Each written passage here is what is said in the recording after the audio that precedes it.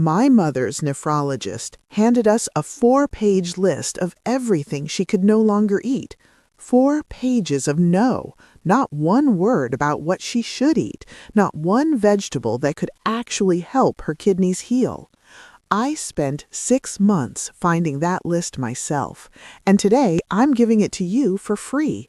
Because here's what nobody tells you after a kidney diagnosis, and I'm talking stage 2, stage 3, even early stage 4. Your kidneys have a remarkable ability to stabilize and, in some cases, partially recover, but only if you stop feeding them what hurts and start feeding them what heals. The problem is, most seniors are doing the opposite without even knowing it. Before we get into the 5 vegetables, I need to tell you something that might make you angry, and you deserve to hear it. There is a vegetable most seniors eat every single day. It's on almost every kidney diet list you'll find online, and new research published in the Journal of Renal Nutrition suggests it may be accelerating kidney damage in people over 60, not protecting it. I'll tell you exactly which one and why in this video. Stay with me. Now, the 5 vegetables that clinical evidence consistently shows protect, support, and in some cases help heal kidneys in adults over 60, starting with number 5. Number 5, and this one surprises almost everyone, cauliflower. I know it sounds too simple, but hear me out because this is one of the most clinically significant swaps you can make, and it takes about 3 minutes at dinner. Most seniors over 60 are still eating potatoes as their primary starch. Potatoes are high in potassium when your kidneys are even mildly stressed, and after 60, most kidneys are filtering about 30 to 40% less efficiently than they did at 40. Excess potassium builds up in your bloodstream. This puts direct strain on your heart and accelerates the workload on already tired kidneys. Cauliflower has roughly 1/3 the potassium of a medium potato. It's also high in indole compounds. These are natural anti-inflammatory agents that a 2021 study in nutrients found reduce uremic toxin production in the gut. Uremic toxins are essentially waste products that damaged kidneys struggle to filter. Reducing how many your body produces in the first place is one of the smartest things you can do. The swap is this simple.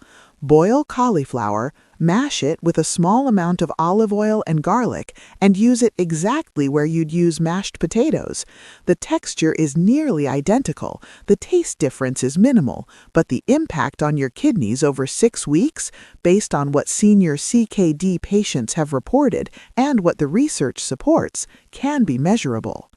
One woman in a kidney health support group described her husband's creatinine levels after 8 weeks of this swap. She said her nephrologist looked at the numbers and asked what had changed. That's not a miracle. That's biology responding to the right input. Number 4, and this one has a controversy attached to it that I want to address directly. Red cabbage.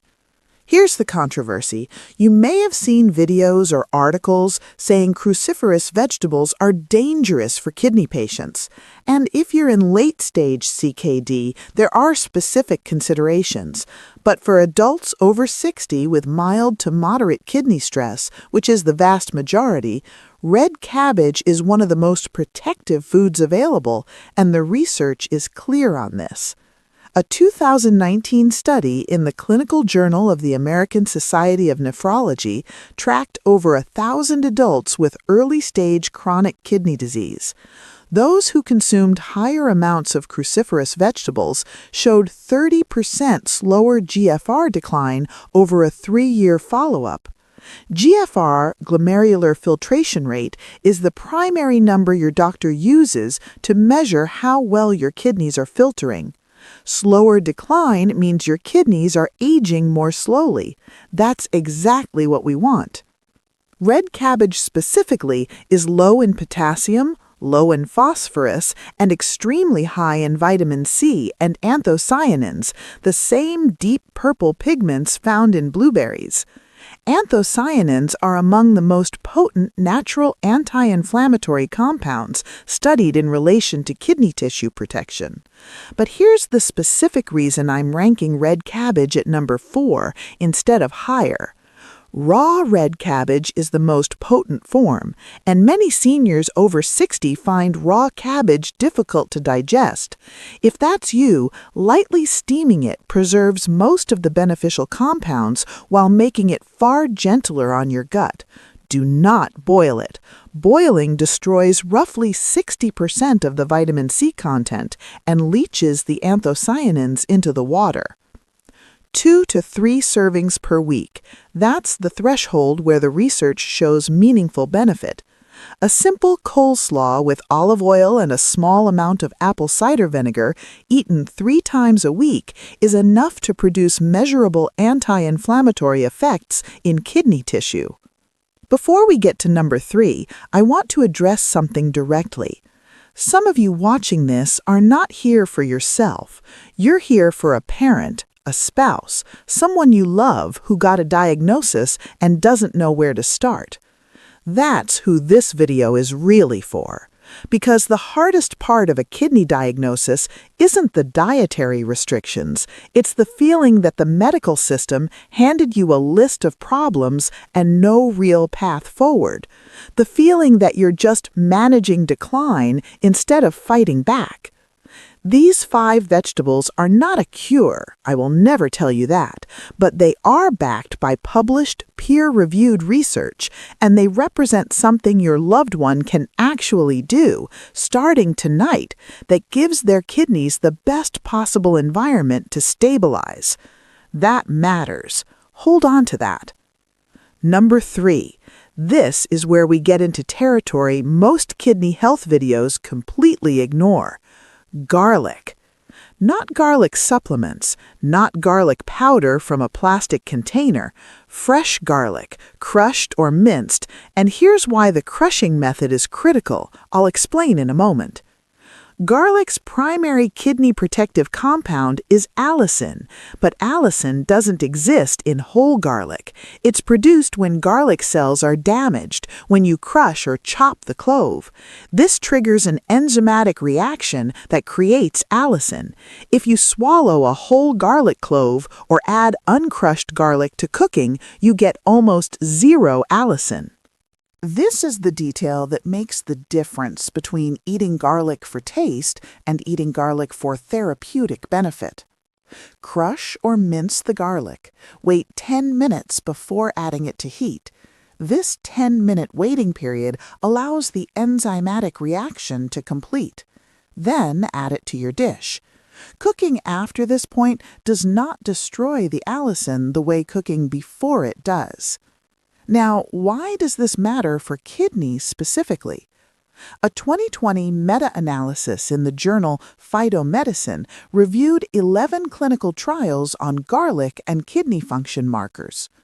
Consistent garlic consumption was associated with significant reductions in serum creatinine and blood urea nitrogen, 2 of the primary waste products that damaged kidneys struggle to clear. It was also associated with reduced oxidative stress markers in kidney tissue specifically. There's something else. Seniors over 60 are often managing cardiovascular risk alongside kidney health. Garlic has one of the strongest evidence bases of any food for reducing blood pressure. Relevant because high blood pressure and kidney disease accelerate each other in a dangerous cycle. Addressing both simultaneously with one food is exactly the kind of efficiency an aging body needs. 1 to 2 crushed cloves per day added to cooking after that 10-minute wait. That's it. That's the protocol the research supports. Number 2, and this is the one I need you to pay the most attention to because it directly addresses the controversy I mentioned at the beginning. Arugula. Most of you don't associate arugula with kidney health, and that's exactly the problem. Here's the controversy I promised you. The most common vegetable on kidney diet lists, the one most doctors still recommend, is spinach. And spinach eaten regularly may actually be one of the worst things adults over 60 with any kidney stress can consume. Spinach is extraordinarily high in oxalates. Oxalates bind to calcium in the body and form calcium oxalate crystals, the most common type of kidney stone. But here's what most people don't realize. You don't need to form an actual stone for oxalate accumulation to cause damage. In kidneys already filtering less efficiently, oxalate crystal deposits in kidney tubule tissue have been identified in autopsy studies as a significant and under-recognized source of kidney damage in older adults. A 2020 paper in the American Journal of Kidney Diseases specifically flagged high oxalate greens, spinach, Swiss chard, beet greens, as a potentially under-recognized risk factor for accelerated kidney function decline in adults over 65. Arugula is a low oxalate green. It's in the same family as cruciferous vegetables. It provides folate, vitamin K, calcium, and a unique compound called erucin, a sulfur-containing phytonutrient with demonstrated anti-inflammatory effects on vascular tissue, including the small blood vessels running through kidney tissue. The substitution is direct. Everywhere you'd use spinach in a salad, use arugula. Everywhere you'd wilt spinach into a dish, use arugula or a small amount of kale. The taste is slightly more peppery, but most seniors find the transition easy within 2 weeks.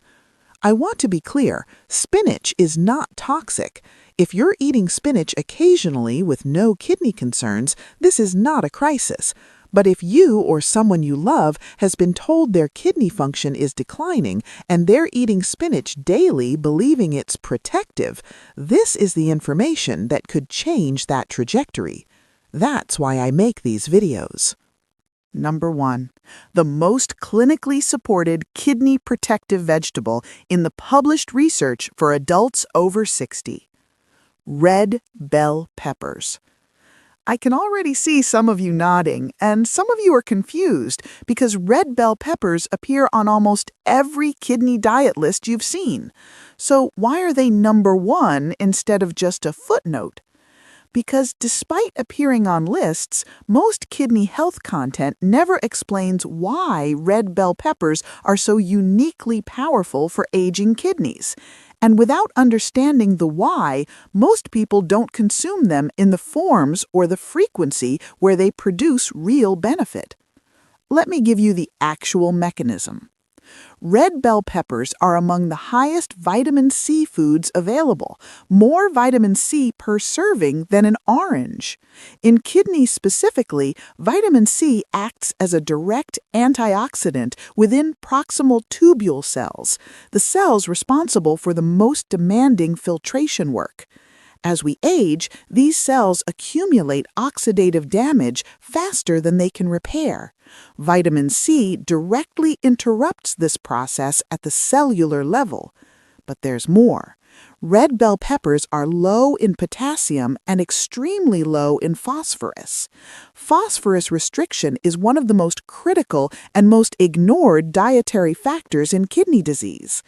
Elevated blood phosphorus levels cause calcium to be pulled from bones, leading to the bone fragility and joint pain that many seniors attribute simply to aging, while simultaneously calcifying blood vessels and kidney tissue.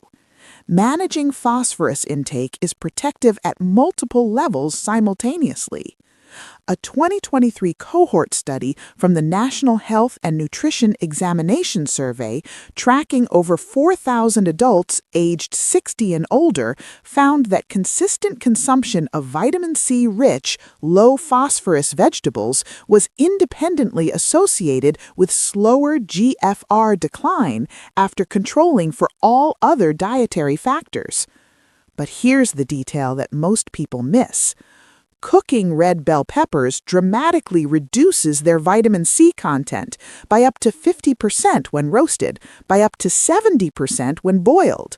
Raw red bell pepper provides the full therapeutic dose. Sliced raw with hummus, added raw to salads, or eaten as a simple snack alongside a meal. That's the form where you get the full clinical benefit. Half a raw red bell pepper daily. That's the threshold. That's the protocol. Let me bring this together for you. The 5 vegetables: cauliflower to replace high potassium starches, red cabbage for its anti-inflammatory compounds, fresh crushed garlic using the 10-minute method, arugula as a low oxalate replacement for spinach, and raw red bell pepper for its unmatched combination of vitamin C, low potassium, and low phosphorus. These 5 work synergistically. You don't need all 5 immediately. You need one change made consistently.